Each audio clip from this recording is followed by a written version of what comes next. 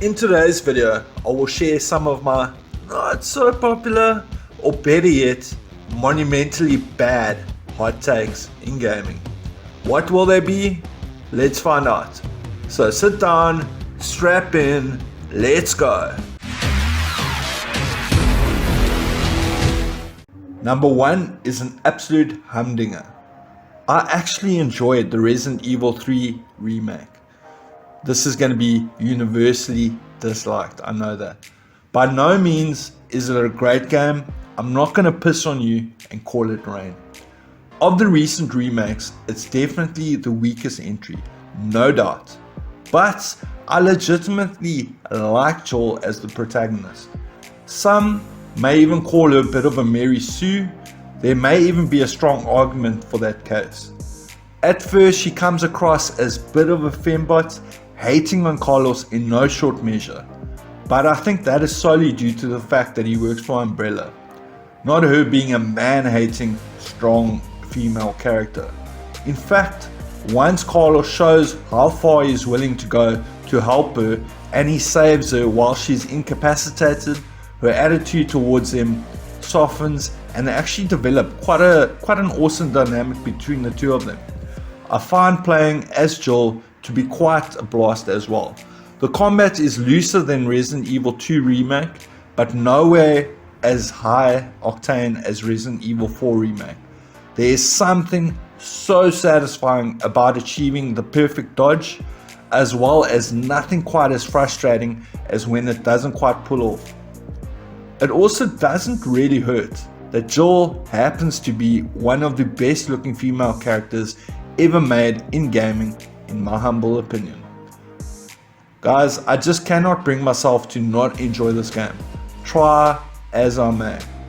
In saying this, I can't ignore the fact that the game does feel about 2.5 to 4 hours too short. I'm not a die-hard Resident Evil fan, only being recently introduced to the series via the remakes. Fans of the original rightfully point out that major parts of the game were omitted in the making of the remake. I don't have context as to what, as I never played the original, but the game does lack for length, so I can't fully ignore that fact.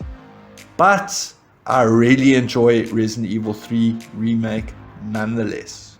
Number 2, with the exception of Far Cry 3 and Far Cry 5, I just really can't stand first-person shooter games or first-person perspective games. I suppose this is more of a me problem, but I prefer being able to see my character. It sounds a little bit counterintuitive perhaps, but it makes me feel more immersed, if that makes sense. I repeat, this is probably more of a me problem. Take a game like Cyberpunk for example.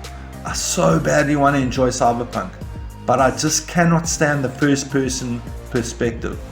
And by extension, this is probably the main reason I don't enjoy multiplayer games, as they are all predominantly in the first person.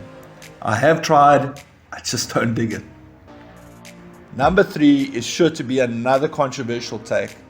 I think, and remember kids, this is my humble opinion, but God of War is severely overrated. What? I'm sure most of you guys are thinking. Don't get me wrong, I enjoyed it. I finished the game twice, once on normal difficulty and once on Give Me a Challenge. The combat as well as the story feel good, but not great. Critics and most gamers would, and for the most part did and do, consider this game to be an absolute masterpiece. For me, I find it to be quite a slog to get through, and yet again, not due to difficulty, not in the slightest, but from a pure enjoyment perspective. I will say, however, I think Brock has to be one of the best NPC characters in gaming though. His foul mouth yet warm demeanor had me literally laughing out loud every time he spoke. The same, however, definitely cannot be said for Atreus. The less I say, the better. So we'll just leave it at that. Number 4. All FromSoft games have the weirdest character movement. So much so that I just find it completely off-putting. I know people will call me a modern gamer and that I just need to get good, but how am I supposed to do that when I just can't stand the way the characters move? It feels archaic at best, or even two-dimensional. I just can't get over it, I'm sorry. However, Lies of P on the other hand follows the FromSoft formula. However, it feels good to me, unlike the games that it was inspired by. This is officially going to be my first Souls-like that I complete start to finish and really get stuck into. I played the demo, I loved it. I get the whole die until it clicks element that makes this genre so compelling. On the other hand, I tried so hard and so many times to get into Elden Ring, but if I'm honest, I always lost the urge to continue within 30 minutes. Lies of P, you're gonna do it for me, baby. Number 5 is not so much a hot take as it is potentially a divisive opinion. Joel was not the villain in The Last of Us Part 1, as many would have you believe.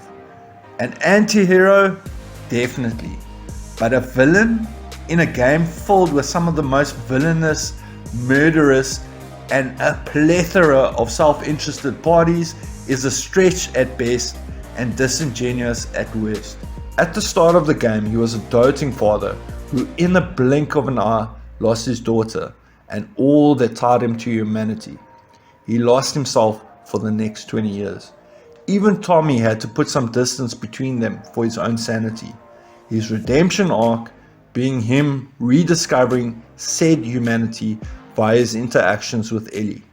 Saving Ellie in the end, whilst being selfish and probably damning the possibility of a cure, with one hell of a huge asterisk at that, was executed brutally, excuse the pun.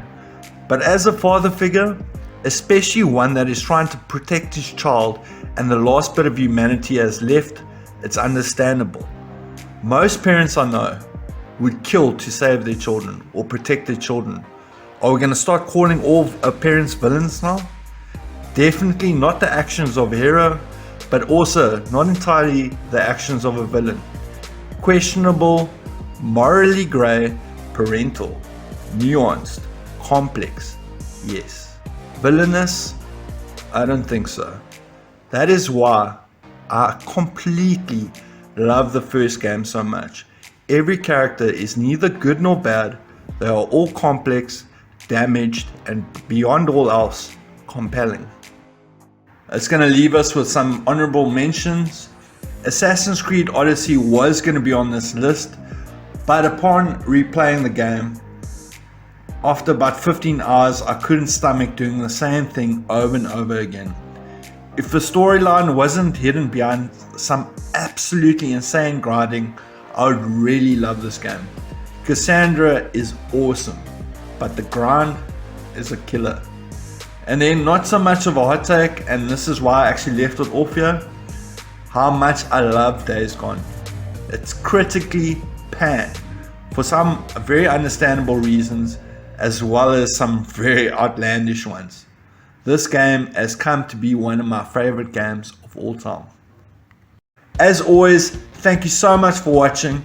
If you have any questions, please hit me up in the comment section. If you're still watching and you haven't subscribed as of yet, now's the time to do so. As always, it's people like you. Have a good day. Cheers.